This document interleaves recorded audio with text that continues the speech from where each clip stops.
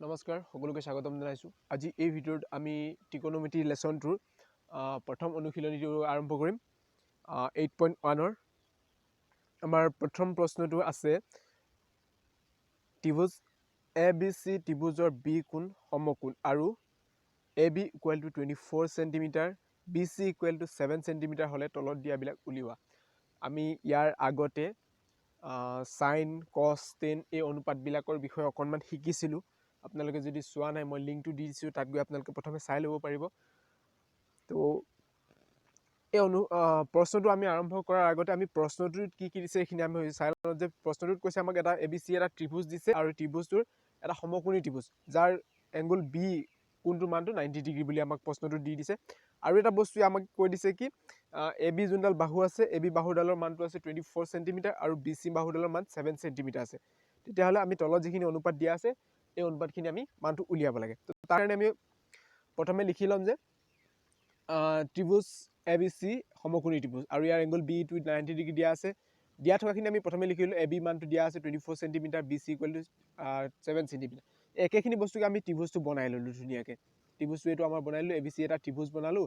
তাৰপিছত ইয়াৰ BC বাহুডাল 7 সেণ্টিমিটাৰ, AB বাহুডাল 24 সেণ্টিমিটাৰ। এতিয়া আমাৰ ত্ৰিকোণমিতিৰ অনুপাতবিলাক আমি উলিয়াবলৈ হ'লে যিকোনো অনুপাত উলিয়াবলৈ হ'লে আমি যোনটো আমাৰ সমকোণী ত্ৰিভুজটোৰ কথা দিয়া থাকে এই সমকোণী ত্ৰিভুজটোৰ তিনিডাল বাহুৰ মানটো আমাক প্ৰয়োজন হয়। এতিয়া আমাক দুটা বাহুৰ মানটো আমাক দিয়া আছে, আমি তৃতীয় বাহুডাল অৰ্থাৎ যোনডাল আমাৰ AC বাহু আছে এই AC বাহুডালৰ মানটো আমি নিজে উলিয়াই ল'ব লাগিব।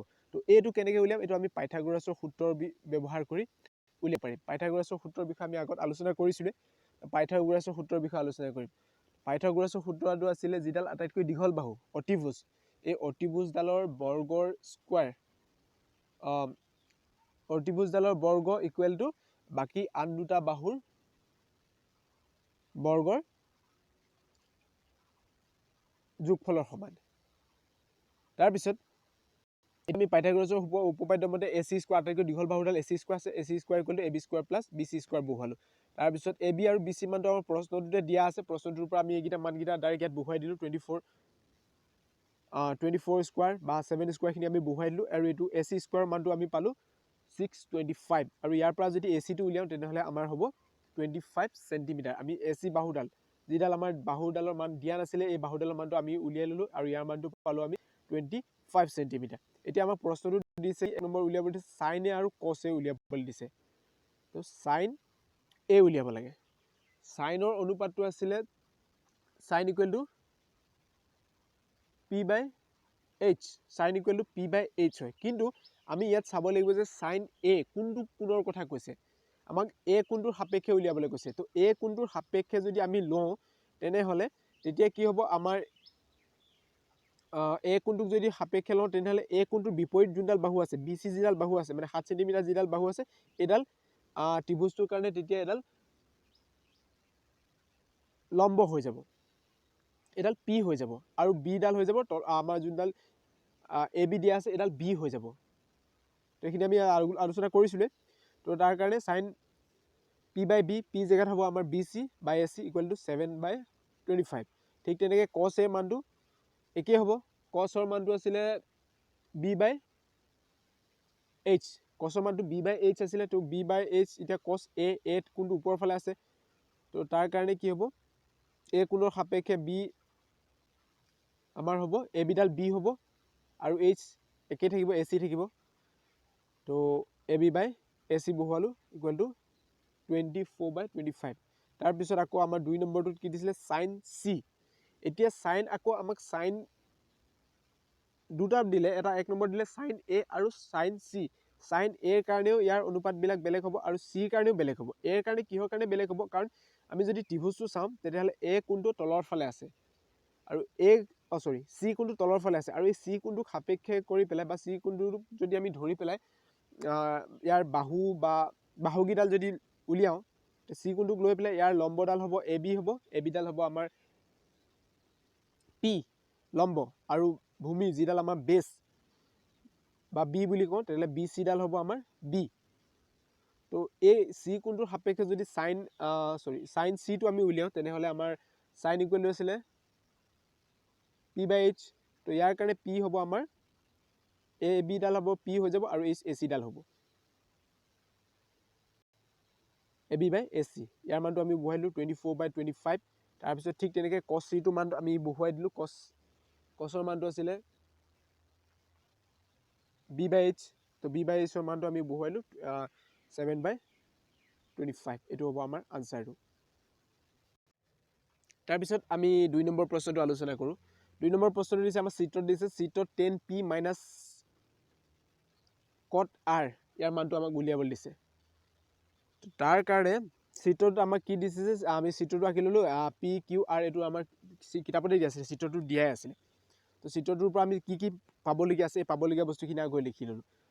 ত্ৰিভুজ পি কিউ আৰ এটা সমকোণী ত্ৰিভুজ, ইয়াৰ কিউ কোনটো হ'ব 90 ডিগ্ৰীটো আমি লিখি ল'লোঁ। আৰু দিয়া আছে যে আমি দেখা পালোঁ চিত্ৰটোত পি কিউ মানটো দিয়া আছে 12 চেণ্টিমিটাৰ আৰু পি আৰডালৰ মানটো দিয়া আছে 13 চেণ্টিমিটাৰ। তো আমি কিউ আৰ বাহুডালৰ মানটো আমি উলিয়াই ল'ম। পাইথাগোৰাছৰ সূত্ৰটো ব্যৱহাৰ কৰিম আগৰটো গোটেই, আৰু পাইথাগোৰাছৰ সূত্ৰটো ব্যৱহাৰ কৰি আমি গোটেই প্ৰব্লেমটো আগৰখিনি কৰি যাম।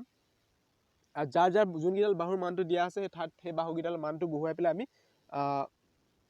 কৰি কিউ আৰৰ মানটো আমি পামগৈ 5 চেণ্টিমিটাৰ।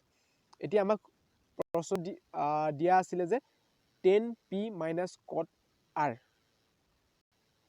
10p মাইনাছ কট আৰ। আমি যদি ত্ৰিভুজটো চাওঁ, আমাৰ পি কোনটো আছে ওপৰৰ ফালে আছে। তো পি সাপেক্ষে কৰি যদি আমি এই ত্ৰিভুজটোৰ 10 হ'লে 10ৰ কাৰণে পি বাই বি হয়, 10ৰ কাৰণে পি বাই বি। আমাৰ 10 এতিয়া পি কোনটোক লৈ পেলাই যদি আমি উলিয়াওঁ, তেতিয়াহ'লে পি হ'ব আমাৰ কিউ আৰডাল হ'ব পি। কাৰণ যোনটো আমি ত্ৰিভুজ যোনটো কোণ দিয়া থাকে সেই কোণটোৰ বিপৰীত বাহুডালে সদায় আমি পি বুলি লওঁ, আৰু বিডাল হ'ব পি কিউ। তো এই মানটো আমি ইয়াত বহুৱাই দিম। 10pৰ কাৰণে হ'ব কিউ আৰ বাই পি কিউ, আৰু আমাৰ কট আৰৰ কাৰণে হ'ব কিউ আৰ বাই পি কিউ। তাৰমানে আমাৰ দুইটা একেই পালোঁ, 5/12 মাইনাছ 5/12, আৰু এইটো আমি মাইনাছ কৰিলে 0 পাম। এইটো আমাৰ আনচাৰটো হ'ল। নিশ্চয় আপোনালোকে বুজি পাইছে। তাৰপিছত আমি অনুশীলনী 3 নম্বৰ প্ৰশ্নটো চাওঁ। 3 নম্বৰ প্ৰশ্নটোৰ লগত উদাহৰণৰ অংক এটা মিল আছে, আৰু উদাহৰণবিলাক আমি এৰি দিব নোৱাৰোঁ কাৰণ উদাহৰণৰ পৰা প্ৰশ্ন আহে। এই প্ৰশ্নটো দিয়া আছে যে যদি চাইন এ ইকুৱেল টু 3/4 তেন্তে কছ এ আৰু টেন এৰ মানটো উলিয়াব লাগে। আমাক চাইন এৰ মানটো দিয়া আছে। আমি প্ৰথমে কি কৰিম, এটা ত্ৰিভুজ আঁকি ল'ম। ধৰা হ'ল এ বি চি এটা সমকোণী ত্ৰিভুজটো বনাই ল'লোঁ। তাৰপিছত বি কোণটো 90 ডিগ্ৰী, বি কোণটো আমি লিখি ল'লোঁ 90 ডিগ্ৰী। তাৰপিছত আমাক প্ৰশ্নটো দিয়া আছিলে কি sine A equal to 3/4, sine A, আচ্ছা এ কোণটো কোনফালে আছে, এইটো তলৰ ফালে আছে, okay. Sine A equal to 3/4 দিয়া আছে। Sine A equal to 3/4 equal to আমি কে বুলি আকৌ ধৰি ল'লোঁ, তাৰ মানটো আমি কে বুলি ধৰিলোঁ। তো চাইন এ, চাইনৰ কাৰণে হয় পি বাই এইচ, চাইনৰ অনুপাতটো হয় পি বাই এইচ। আমি যদি পিটো চাওঁ তেনেহ'লে বি চিডাল হ'ব পি লম্ব, তাৰপিছত এইচটো হ'ব এ চি। তো এইটো কাৰণে চাইনৰ ঠাইত আমি B C by A C বহুৱাই দিলোঁ। তাৰপিছত আৰু 3/4 আৰু ইকুৱেল টু কে। তো ইয়াৰ পৰা বি চি ইকুৱেল টু আমি 3k আৰু এ চি ইকুৱেল টু 4k। তাৰপিছত এতিয়া আমি দুডাল বাহুৰ মান পালোঁ যে এডাল বাহুৰ মান 3k, এডাল বাহুৰ মান 4k। তাৰপিছত বাকী যোনডাল বাহু থাকিলে এই বাহুডালৰ মানটো আমি পাইথাগোৰাছৰ সূত্ৰটোৰ মতে উলিয়াই পেলাই ব্যৱহাৰ কৰি আমি উলিয়াই ল'ম। পাইথাগোৰাছৰ সূত্ৰটো ব্যৱহাৰ কৰি ইয়াৰ মানখিনি আমি বহুৱাই যাম। বহুৱাই পেলাই আমি ইয়াৰ মানটো পাম, A B square equal to মানটো আমি পাম 7k স্কোৱাৰ মান, কে স্কোৱাৰ পালোঁ। তো ইয়াক যদি আমি বৰ্গমূল উলিয়াওঁ তেতিয়াহ'লে এ বি ইকুৱেল টু হ'ব √7k। এতিয়া আমাক দিছে যে কছ এ কোণটোৰ সাপেক্ষে কছৰ মানটো হ'ব এতিয়া আমাৰ A B by A C. তো ইয়াত মানটো বহুৱাই দিলোঁ √7k বাই 4k, কে কেঞ্চেল গ'ল, √7/4 পালোঁ।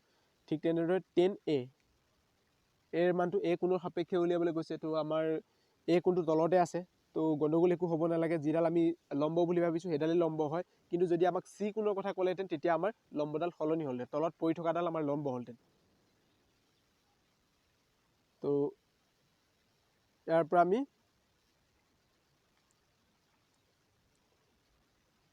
10ৰ মানটো বহুৱাইলোঁ B C by A B equal to ইয়াৰ মানটো বহুৱাইলোঁ 3k আৰু 3k বাই √7k। তাৰপিছত ইয়াৰ কে কেঞ্চেল কৰি আমি 3/√7 আমি পালোঁ। এইটো আছিলে আমাৰ 3 নম্বৰ প্ৰশ্নটো। তাৰপিছত অনুশীলনী 4 নম্বৰ প্ৰশ্নটো চাওঁ। 4 নম্বৰ প্ৰশ্নটো দিয়া আছে যে 15 cot A = 8, তেন্তে sin A আৰু sec A ৰ মান উলিয়াবলৈ কৈছে। ওকে, প্ৰশ্নত দিয়া আছে। তো আমি কি কৰিলোঁ, এটা ত্ৰিভুজ বনালোঁ। ত্ৰিভুজটো লৈ ল'লোঁ যে ধৰা হ'ল ABC এটা সমকোণী ত্ৰিভুজ। আগৰখিনি যেনেকৈ কৰিছোঁ একেটাই নিয়ম, খালি অকণমান মানে সাল সলনি আছে। এইখিনি আমি যদি বুজি পাওঁ তেনেহ'লে একেবাৰে সহজ। তো এইখিনি আমি লিখি ল'লোঁ। তাৰপিছত প্ৰশ্নটোত আমাক কি দিয়া আছিলে, 15 cot = 8 দিয়া আছিলে। তো ইয়াৰ পৰা আমি 15টো সমান চিহ্ন ইটো চাইডে লৈ গ'লোঁ। তো কি হ'ব, 8/15 হ'ল। আকৌ আমি ইয়াক K ধৰিলোঁ, আগৰটো গোটেই K ধৰি পেলাই AB মানটো পালোঁ 8K আৰু BC মানটো পালোঁ 15K। তো ইয়াৰ পৰা আমি 3 নম্বৰ বাহুডালৰ মানটো আমি উলিয়াম পাইথাগোৰাছৰ সূত্ৰ ব্যৱহাৰ কৰি। পাইথাগোৰাছৰ সূত্ৰ ব্যৱহাৰ কৰিলোঁ। গোটেইখিনি কৰি আমি 3 নম্বৰ বাহু, যিডাল আমাৰ AC বাহু, AC ডালৰ মানটো পালোঁ আমি 17K। তাৰপিছত আমি sin A ৰ মানটো উলিয়াব লাগে। sin A ৰ অনুপাতটো হ'ব BC/AC = 15K/17K = 15/17। তাৰপিছত sec ৰ মানটো sec A = AC/AB মানটো বহুৱাই দিলোঁ 17K/8K = 17/8। আপোনালোকে লগে লগে কৰি যাব। লগে লগে কৰি গ'লে আপোনালোকৰ সুবিধা হ'ব, তেতিয়া বুজি পোৱাটো সুবিধা হ'ব। আজিৰ ভিডিঅ'টোত ইমানেই আছিলে। বাকী অনুশীলনী, বাকী প্ৰশ্নখিনি নেক্সট আকৌ আলোচনা কৰিম। যদি ভাল লাগিছে লাইক কৰক, শ্বেয়াৰ কৰক। ধন্যবাদ।